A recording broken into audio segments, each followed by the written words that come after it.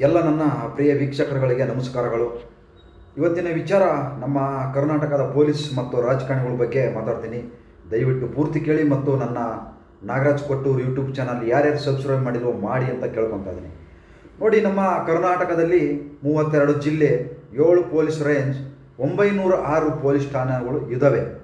ಈ 906 ಪೊಲೀಸ್ ಠಾಣೆಗಳಲ್ಲಿ ಎಷ್ಟು ವಸೂಲಿ ಮಾಡ್ತಾರೆ, ಎಷ್ಟು ಇಡೀ ರಾಜ್ಯದಲ್ಲಿ ಎಷ್ಟು ಕಲೆಕ್ಷನ್ ಆಗುತ್ತೆ ಅಂದರೆ 7,000 ಕೋಟಿ ಕಲೆಕ್ಷನ್ ಆಗುತ್ತೆ. ಅಂದರೆ ನಮ್ಮ ರಾಜ್ಯದಲ್ಲಿ ಎಷ್ಟು ಶ್ರೀಮಂತರು ಜನಗಳಿದ್ದಾರೆ. ಯಾವುದೇ ಅಭಿವೃದ್ಧಿ ಬೇಕಾಗಿಲ್ಲ, ಏನೂ ಬೇಕಾಗಿಲ್ಲ, ಎಲ್ಲ ಅನುಕೂಲಸ್ಥರು. ಇವತ್ತು ನಾವು ರಾಜಕಾರಣಿಗಳನ್ನು ಬೆಳೆಸ್ತಾ ಇದ್ದೀವಿ, ಪೊಲೀಸರನ್ನು ಬೆಳೆಸ್ತಾ ಇದ್ದೀವಿ. ಇವತ್ತು ನೋಡಿ, ಇವರು ಚೆನ್ನಾಗಿರೋಕ್ಕೋಸ್ಕರ, ಇವರು ಮಾತ್ರ ಚೆನ್ನಾಗಿರೋಕ್ಕೋಸ್ಕರ ಇವತ್ತು ಪೊಲೀಸರನ್ನು ದುರುಪಯೋಗಪಡಿಸಿಕೊಳ್ಳುತ್ತಿದ್ದಾರೆ ಈ ಕರ್ನಾಟಕದ ನಮ್ಮ ರಾಜಕಾರಣಿಗಳು. ಮಿಸ್ಟರ್ ಸಿದ್ದರಾಮಯ್ಯನವರೇ, ಮಿಸ್ಟರ್ ಡಿ.ಕೆ. ಶಿವಕುಮಾರ್ ಅವರೇ, ಮಿಸ್ಟರ್ ಡಾಕ್ಟರ್ ಪರಮೇಶ್ವರ್ ಅವರೇ, ಮಿಸ್ಟರ್ ಎಚ್.ಡಿ.ಕೆ. ಕುಮಾರಸ್ವಾಮಿ ಅವರೇ, ಮಿಸ್ಟರ್ ಯಡಿಯೂರಪ್ಪನವರೇ, ಮಿಸ್ಟರ್ ವಿಜಯೇಂದ್ರ ಅವರೇ, ಇನ್ನು ಅನೇಕ ಜನ, ನಿಮ್ಮೆಲ್ಲ ರಾಜಕಾರಣಿಗಳು ನಾನು ಒಂದು ಮಾತು ಹೇಳಕ್ಕಿರ್ತೀನಿ, ಇವೆಲ್ಲ ದೊಂಬರಾಟ ಬಿಟ್ಟುಬಿಡಿ ಸಾಕು. ಇಷ್ಟು ವರ್ಷ ಯಾರು ಏನಿಲ್ಲ ಸಾಚಗಳಿಲ್ಲ ರಾಜಕಾರಣದಲ್ಲಿ. ಪ್ರತಿಯೊಬ್ಬರು ಕೋಟಿ ಕೋಟಿ ಕೋಟಿ ಆಸ್ತಿ ಮಾಡ್ಕೊಂಡಿದ್ದಾರ. ನಾನು ಏನೂ ಇರಲಿಲ್ಲ, ನಾನು ರೈತರ ಮಕ್ಕಳು, ನಾನು ಬಡವರು, ನಾನು ಬದನೆಕಾಯಿ ಮಾಡ್ತಿದ್ದೆ, ನಾನು ಈರುಳ್ಳಿ ಮಾಡ್ತಿದ್ದೆ, ನಿಂಬೆಹಣ್ಣು ಮಾಡ್ತಿದ್ದೆ ಅಂತ ಹೇಳ್ಕೊಂಡು ರಾಜಕಾರಣಕ್ಕೆ ಬಂದು ಇವತ್ತು ಸಾವಿರಾರು ಕೋಟಿ ಒಡೆಯರಾಗಿದ್ದೀರಾ. ಇವತ್ತು ಒಂದು ಸರ್ಕಾರಿ ಕೆಲಸ ಸೇರ್ಬೇಕಪ್ಪ ಅಂದರೆ ಎಷ್ಟು ಕಷ್ಟ ಬೀಳ್ಬೇಕು. ಇವತ್ತು ಎಲ್ಲ ಬಡವರ ಮಕ್ಕಳೇ, ನೀವ್ಯಾರು ಕೂಡ ನಿಮ್ಮ ಮಕ್ಕಳಾಗಿರ್ಬೋದು, ನಿಮ್ಮ ಮೊಮ್ಮಕ್ಕಳಾಗಿರ್ಬೋದು, ಯಾರು ಕೂಡ ಸರ್ಕಾರದ ಸೇವೆಯಲ್ಲಿಲ್ಲ. ಒಬ್ಬರು ಮೇಸ್ಟ್ರಾಗಿಲ್ಲ, ಒಬ್ಬರು ಡಾಕ್ಟರ್ ಆಗಿಲ್ಲ, ಒಬ್ಬರು ಪೊಲೀಸ್ ಆಗಿಲ್ಲ, ಒಬ್ಬರು ಮಿಲಿಟರಿ ಸೇರಿಲ್ಲ. ಎಲ್ಲ ನೀವು ಯಾರು ಕೂಡ ನಿಮ್ಮ ಕುಟುಂಬದಲ್ಲಿ ಒಬ್ಬರು ಸೈನಿಕರು ಕೂಡ ಆಗಿಲ್ಲ. ರಾಜಕಾರಣಿಗಳ ಕುಟುಂಬದಲ್ಲಿ ಒಬ್ಬರು ಡಾಕ್ಟರ್ ಆಗಿಲ್ಲ, ಒಬ್ಬರು ಮೇಸ್ಟ್ರ್ ಆಗಿಲ್ಲ, ಒಬ್ಬ ಏನೇನೂ ಆಗಿಲ್ಲ. ರಾಜಕಾರಣಿಗಳು ಎಲ್ಲ ನಿಮ್ಮನೆಯಲ್ಲೇ ಆಗಬೇಕು, ಎಲ್ಲ ನಿಮ್ಮವರೇ ಆಗಬೇಕು. ಎಲ್ಲ ಈ ಥರ ಇವತ್ತು ಪೊಲೀಸ್ ಇಲಾಖೆಯನ್ನು ದುರುಪಯೋಗ ಪಡಿಸ್ಕೊಂಡು ಇವತ್ತು ನಮ್ಮ ಕರ್ನಾಟಕದ ಪೊಲೀಸು ಇಡೀ ದೇಶಕ್ಕೆ ನಂಬರ್ 1 ಇತ್ತು ಅಂತ ಅದ್ಭುತವಾದ ಹಿಂದೆ ಕೆಲಸ ಮಾಡ್ತಾಯಿದ್ರು. ಇವತ್ತಿನ ಪೊಲೀಸ್ ಅಧಿಕಾರಿಗಳು, ಇವತ್ತು DGPಗಳು, ಇವತ್ತಿನ್ನೇನೋ ಎಷ್ಟೋ ಜನ ಇನ್ಸ್ಪೆಕ್ಟರ್ಗಳು, ಎಷ್ಟೋ ಜನ ಸಬ್ ಇನ್ಸ್ಪೆಕ್ಟರ್ಗಳು, ಎಷ್ಟೋ ಜನ DSPಗಳು ಇವತ್ತು ರಾಜಕಾರಣಿಗಳು ಬಗ್ಗಿ ಹಿಡಿತಾ ಇದ್ದಾರೆ. ಅವ್ರ ಕಾರ್ ಡೋರ್ ತಕ್ಕ ನಿಂತ್ಕೊಂಡಿದ್ದಾರೆ. ಅವರು ಸಮಾಜ ಸೇವೆ ಮಾಡೋದು ಬಿಟ್ಬಿಟ್ಟು ರಾಜಕಾರಣಿಗಳು ಸೇವೆ ಮಾಡ್ಕೊಂಡು ಕೂತ್ಕೊಂಡಿದ್ದಾರೆ. ಅದರಿಂದ ಇವತ್ತು ನಮ್ಮ ಕರ್ನಾಟಕದಲ್ಲಿ ಅನಾಚಾರಗಳು, ಅತ್ಯಾಚಾರಗಳು, ಕೊಲೆಗಳು ಇನ್ನು ಬೇಕಾದಷ್ಟು ನಡೀತಾ ಇದ್ದಾವೆ. ಯಾರಿಗೂ ಕೂಡ ಇದುವರೆಗೂ ಒಂದು ನ್ಯಾಯ ಕೊಡ್ಸೋಕ್ಕಾಗಲಿಲ್ಲ. ಇವತ್ತು ಇಷ್ಟೊಂದು ಅನ್ಯಾಯ ಆಗ್ತಾ ಇದೆ ಅಂದರೆ ಇದು ನೋಡ್ಕೊಂಡು ಇವರೆಲ್ಲ ದೊಂಬರಾಟ ಆಡ್ತಾ ಇದ್ದಾರೆ ರಾಜಕಾರಣಿಗಳು. ಎಲ್ಲ ಇವರು ಅನುಕೂಲಸ್ಥರು. ಇವತ್ತು ನಾವು ಜನಗಳು ಬದಲಾಗ್ತಾ ಇಲ್ಲ. ಅವರು ಕೂಡ ಪುಟ್ಕೋಸಿ ಎಂದಲ್ ಕಾಸಿಗೆ ಓಟ್ ಹಾಕಿ ಹಾಕಿ ಹಾಕಿ ಹಾಕಿ ಹಾಕಿ ಅವ್ರನ್ನೂ ಬೆಳೆಸ್ತಾ ಇದ್ದೀವಿ ಹೊರತು ಇವತ್ತು ನೋಡಿ 5 ಗ್ಯಾರಂಟಿ ಕೊಡೋಕ್ಕೆ ಇವ್ರ ಕೈಲಿ ಆಗ್ತಾ ಇಲ್ಲ. 5 ಗ್ಯಾರಂಟಿ ಕೊಡೋಕೆ ಆಗ್ತಾ ಇಲ್ಲ. ಇವತ್ತು ಒಂದೊಂದಲ್ಲಿ ಇವರು ಆಟ ಆಡ್ತಾ ಇರೋದು. ಇವತ್ತು ಈ ಕಾಂಗ್ರೆಸ್ ಸರ್ಕಾರದ ಅವಧಿಯಲ್ಲಿ ಎಷ್ಟೊಂದು ಪೊಲೀಸ್ ಅಧಿಕಾರಿಗಳನ್ನು ಕಳ್ಕೊಂಡಿದ್ದೀವಿ, ಸರ್ಕಾರಿ ಅಧಿಕಾರಿಗಳನ್ನು ಕಳ್ಕೊಂಡಿದ್ದೀವಿ. ಆ ಮಟ್ಟಕ್ಕೆ ಇವತ್ತು ಈ ಕಾಂಗ್ರೆಸ್ ಪಕ್ಷದ ಶಾಸಕರುಗಳು ಇವತ್ತು ಸರ್ಕಾರಿ ಅಧಿಕಾರಿಗಳಿಗೆ ಟಾರ್ಚರ್ ಕೊಡ್ತಾ ಇದ್ದಾರೆ. ಇವತ್ತು ನಾವು ಏನಪ್ಪ ಅಂದರೆ ಒಂದು ಸರ್ಕಾರಿ ಕೆಲಸ ಸಿಗಬೇಕಪ್ಪ ಅಂದರೆ ತನ್ನ ಹೊಲ ಮನೆ ಎಲ್ಲ ಮಾರ್ಬಿಟ್ಟು ಹೋಗ್ತಾನೆ. ಹೆಂಗಾದ್ರೂ ಮಾಡಿ ನಾವು ಸರ್ಕಾರಿ ಕೆಲಸಕ್ಕೆ ಸೇರ್ಕೋಬೇಕು. ಯಾಕೆ?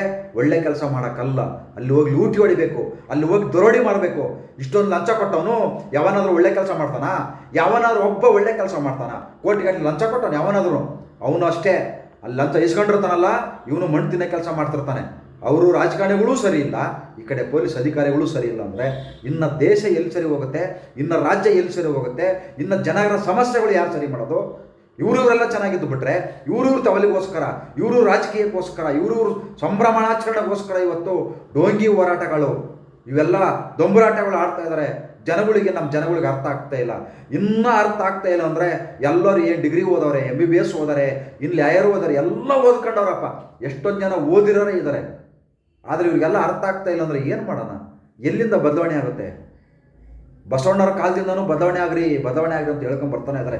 ಇನ್ನು ನಮ್ಮ ದೇಶಕ್ಕೆ ಸ್ವಾತಂತ್ರ್ಯ ಬಂದು 75 ವರ್ಷ ಆದ್ರೆ ಇನ್ನೂ ಬದಲಾವಣೆ ಆಗ್ತಾ ಇಲ್ಲ. ನಮ್ದು ಆ ಜಾತಿ, ನಂದು ಆ ಧರ್ಮ, ನಂದು ಇಂಥ ಜಾತಿ, ಇಂಥದ್ದು ಪಂಥದ್ದು ಅಂತ ಕುತ್ಕೊಂಡು ಪುಟ್ಕೋಚಿ ಜಾತಿ ಧರ್ಮಗಳಲ್ಲಿ ಕಿತ್ತಾಡ್ಕೊಂಡು ಸಾಯ್ತಾ ಇದ್ದೀವಿ.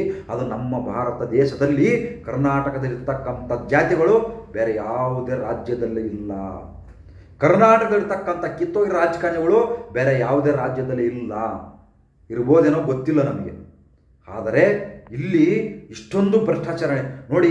ಈ ಕಾಂಗ್ರೆಸ್ ಸರ್ಕಾರದಲ್ಲಿ ನಾವು ಎಂತೆಂಥ ಅಧಿಕಾರಿಗಳನ್ನು ಕಳ್ಕೊಂಡಿದ್ದೀವಿ ಅಂದರೆ, ಅದ್ಭುತವಾದ ಡಿ ಕೆ ಎಸ್ ರವಿಯವರು ಕೋಲಾರ ಜಿಲ್ಲೆ ಡಿ ಸಿ ಆಗಿದ್ದರು. ಭಾಳ ಅದ್ಭುತವಾದ ಜಿಲ್ಲಾಧಿಕಾರಿ ಕಳ್ಕೊಂಡಿದ್ವಿ ಇದೇ ಕಾಂಗ್ರೆಸ್ ಆಡಳಿತದಲ್ಲಿ. ಗಣಪತಿ ಅವರು ನೇಣ ಕಂಡರು, ಕಲ್ಲಪ್ಪ ಹಂಡಿಬಾಗ್ ಅವರು ನೇಣ ಕಂಡರು, ಅಲ್ಲಿ ಮಲ್ಲಿಕಾರ್ಜುನ ಬಂಡೆ ಅದ್ಭುತ ಅವ್ರನ್ನ ಯಾರೋ ಶೂಟ್ ಮಾಡಿದರು. ಈಗ ಒಬ್ಬರು ಅಧಿಕಾರಿಗಳು ಅದೆಂಥದೋ ವಾಲ್ಮೀಕಿ ಇಲಾಖೆದು ಇನ್ನೊಂದು ಭಯಂಕರ ದುಡ್ಡು 170 ಕೋಟಿ ತಿಂದವ್ರಂತ ಅವ್ರು ಯಾರೋ ಒಬ್ಬರು ಅಧಿಕಾರಿ ಅವರು ನೇಣಕ ಸತ್ತೋದ್ರು. ಈಗ ನೋಡಿ, ಸಾಗರದಲ್ಲಿ ಒಬ್ಬ KPTCL ಇಂಜಿನಿಯರ್ ಇವತ್ತು ಕೋರ್ಟಲ್ಲಿ ಡೈರೆಕ್ಟಾಗಿ ಜಡ್ಜ್ ಮುಂದೆ ಹೇಳ್ತಾ ಇದ್ದಾನೆ, ನನಗೆ ಕಾಂಗ್ರೆಸ್ ಶಾಸಕರಿಂದ ಜೀವ ಬೆದರಿಕೆ ಇದೆ, ಲಂಚ ಕೇಳ್ತಾ ಇದ್ದಾರೆ, ನನಗೆ ಬದುಕಕ್ಕೆ ಬಿಡ್ತಾ ಇಲ್ಲ, ಸುಳ್ಳು ಕೇಸ್ ಹಾಕ್ತಾ ಇದ್ದಾರೆ, ಗಾಂಜಾ ಅಫೀಮು ಎಲ್ಲ ಕೇಸ್ ಹಾಕ್ತಾ ಇದ್ದಾರೆ, ನನ್ನ ಬದುಕಕ್ಕಾಗ್ತಾಯಿಲ್ಲ ಸ್ವಾಮಿ, ನನ್ನನ್ನು ಕೋರ್ಟಲ್ಲಿ ಇಟ್ಕೊಳ್ರಿ ಅಂತ ಕೇಳ್ತಾ ಇದ್ದಾರೆ. ಒಬ್ಬ KPTCL ಸರ್ಕಾರಿ ಅಧಿಕಾರಿ ಇಂಜಿನಿಯರ್, ಇವರಿಗೆ ಇವತ್ತು ಇದಿಲ್ಲ ಅಂದರೆ, ಭದ್ರತೆ ಇಲ್ಲ ಅಂದರೆ ಇನ್ನು ನಮಗೆಲ್ಲಿ ಭದ್ರತೆ? ನೀವು ಪುಟ್ಕೋಸಿ ಕೊಡೋ 500 200 ಎಜ್ಜಲ್ ಕಾಸು ಹಾಕೊಂಡು ನಿಮ್ಮ ಮಕ್ಕಳು ನೀವು ಕಾಪಾಡ್ಕೊಳಕ್ಕೆ ಆಗ್ತಾ ಇಲ್ಲ. ಇವತ್ತು ನಿಮ್ಮ ಮಕ್ಕಳನ್ನು ನೀವು ಕಾಪಾಡ್ಕೊಳಕ್ಕೆ ಆಗ್ತಾ ಇಲ್ಲ, ಇನ್ನೇನಕ್ಕೆ ಪುಟ್ಕೋಸಿ ಅವ್ರು ಕೂಡ ಎಜ್ಜಲ್ ಕಾಸು ಇಸ್ಕೊಂಡು ಓಟ್ ಹಾಕ್ತೀರಿ? ಕಾಪಾಡ್ಕೊಳ್ಳಿ, ನೋಡೋಣ ಮುಂದೆ ಇನ್ನೊಂದು ಸ್ವಲ್ಪ ದಿನ ತಡ್ಕೊಳ್ಳಿ, ಗೊತ್ತಾಗುತ್ತೆ ನಿಮಗೆಲ್ಲ ನಾವು ಮಾಡಿದ ತಪ್ಪು, ನಾವೀಗ ಮಾಡಬಾರ್ದಾಗಿತ್ತು ಅಂತಂದು ಹೇಳಿ ನಿಮಗೆ ಸಾಯ ವಯಸ್ಸಲ್ಲಿ ಬುದ್ಧಿ ಬರುತ್ತೆ ನಮ್ಮ ಜನಗಳಿಗೆ. ಇವಾಗ ಬುದ್ಧಿ ಬರಲ್ಲ, ಇನ್ನೇನು ಹೋಗ್ಬೇಕಲ್ಲ, ಹೋಗ್ಬೇಕು ಹಾಸಿಗೆ ಮೇಲೆ ಮಲಗಿರ್ತಾನಲ್ಲ, ಅವಾಗ ನನಗೆ ಮಾಡಬಾರ್ದಾಗಿತ್ತಪ್ಪ, ಅಯ್ಯೋ ಈಗ ಮಾಡಬಾರ್ದಾಗಿತ್ತಪ್ಪ ಅಂತೇಳಿ ಅವಾಗ ಕಣ್ಣೀರು ಆಗ್ತವೆ, ಕಪ್ಪಿ ಮುಂಡತ್ತವು. ಬದಲಾವಣೆ ಆಗ್ರೋ ಸಾಕು, ಬದಲಾವಣೆ ಆಗ್ರಿ.